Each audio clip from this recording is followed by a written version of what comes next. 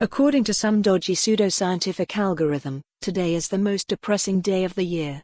But do not be sad, because it's also the day Gordon Brown is making another speech about the Constitution.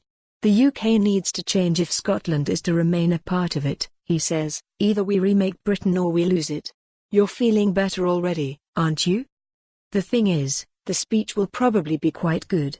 In 2014, just before the referendum, I watched the former PM speak to a group of voters in Ayrshire, and it was an impressive performance.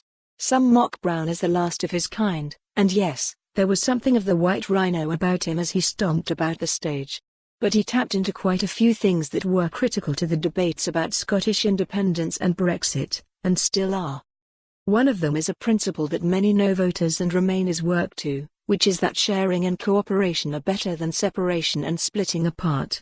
If a lot of the debate over independence is governed by instinct, and I think it is, then the instinct for cooperation is one of the strongest, just as other people feel an instinctive pull towards nationalism and separatism. Often, our economic and political arguments are just post facto justifications for our instincts. We look for facts to justify how we feel.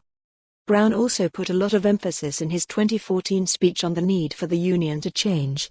Again, some people have mocked him for this, but he said that a no vote was a vote for increasing the powers of the Scottish Parliament, and it's a theme he's returning to in his speech today. This is absolutely central to the debate over independence. Many Scots feel strongly about their British identity but also like the idea of a progressive, federal UK. They want to stay the same, British, within a changed system.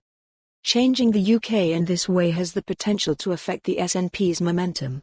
A federal system based on proportional representation would mean less chance of a Tory government at Westminster and so, by extension, less difference with Scotland.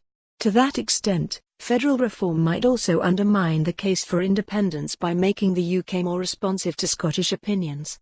This will never be a factor for the all-or-nothing separatists, but it could be for the more reasonable switherers in the middle. Aside from changing to a federal system, there are a number of other factors that could affect the SNP to a greater or lesser extent, and one of them is fatigue, which happens when politicians say things that are contrary to the voters' experience. One example would be a Tory minister saying employment has never been higher when voters can't find a decent job, and the same applies to the SNP. Nationalist ministers say a second referendum will happen this year, but voters see that it won't.